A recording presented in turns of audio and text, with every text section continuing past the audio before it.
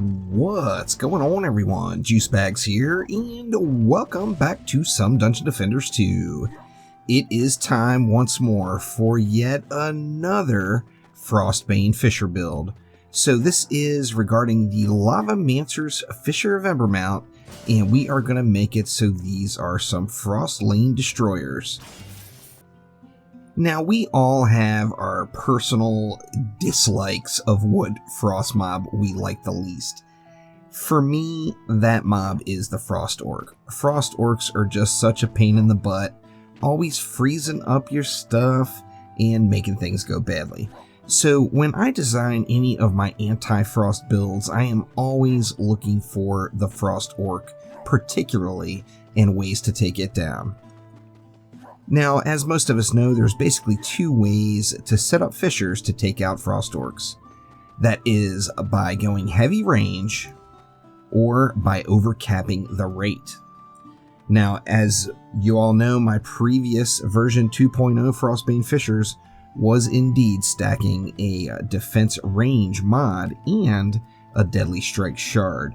This was giving me that huge range on the fissures, and I was able to outrange the Frost Orcs and burn them up prior to having any issues.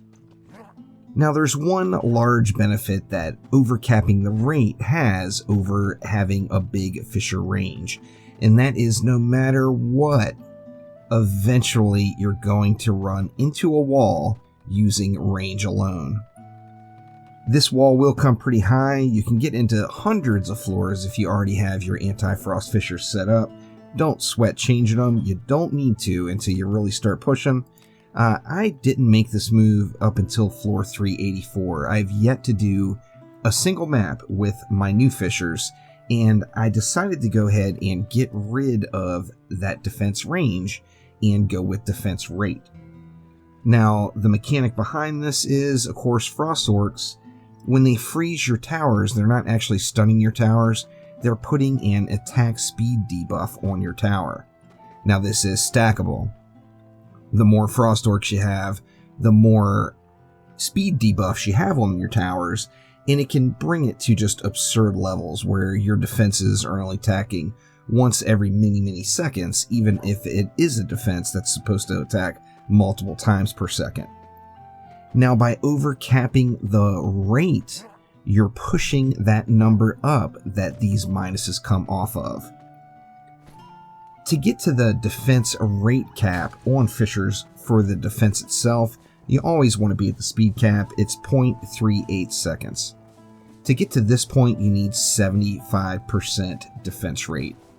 Now remember, you're automatically going to get 35% of that directly from your Ascension here.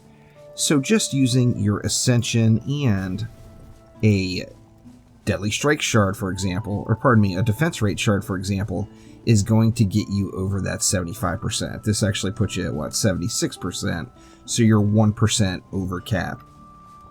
Kind of the sweet spot that you're looking for overcapping your defense rate versus Frost Orcs is going to be 100%.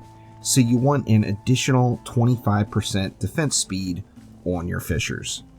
As you see, I've got an additional 40%, taking me way over, and I did this just to future-proof. You certainly do not need a 10 out of 10 defense rate servo to get to that 100% combined defense rate. What I mean by future-proofing it is, if there's ever a change to that mechanic and how the overcapping versus Frost Orcs work, I'm going to be set as I will be at the speed cap of the defense, and I can just pop this defense rate shard out and go with more damage. And that is going to kind of future-proof this particular relic for me, and that is why I decided to overkill it. So my favorites are going to be Anti-Frost, Anti-Orc, and Defense Rate Servo using Deadly Strikes, Destruction, and another Defense Rate Shard. Now, this is going to give you a really nice range. It's going to give you pretty darn acceptable damage. But remember, you've got that multiplicative math going off against the Frost Orcs, as they are Frost mobs, of course, and they are also Orcs. So let's go ahead and pop on into a map and see if we can't find us a nice, high Onslaught Frost Orc lane and try this stuff out. And we all know how this story goes. When you want to try to find some Frost Orcs, you can't find them anywhere. But of course, if you don't want to see them, they are all over the place. I did finally track down some Frost Orcs. We're in floor 384 of the Lost Temple here. And as you see, I've got this Frost Whopper lane with 12 Frost Orcs coming out. Now 12 obviously is not the end of the world. We see lanes with much heavier Frost Orcs than this. However, it will let us see exactly what overcapping the rate will give us. So we are going to keep an eye on this fissure once the map starts here, and the main thing we're looking for is that lava rate, 0.38 seconds. We want to see when this fissure gets frozen up, if that drops down. Now, theoretically, as the freeze happens, it should never drop below 75%, which means it will never drop below 0.38 attack rate and won't lose any of its attacks, and will just melt these Frost Orcs. So let's go ahead and fire up the wave, and we'll keep an eye on it.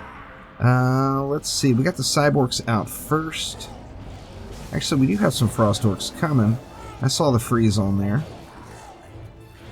Where are you at, Frosties? Here come the Frost Orcs. Let's keep an eye on that. We see that Fissure actually had the frozen debuff on it.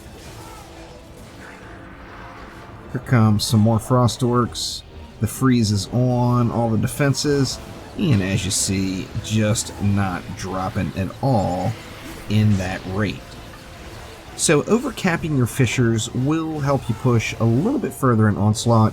Of course, we're all going to come to that wall.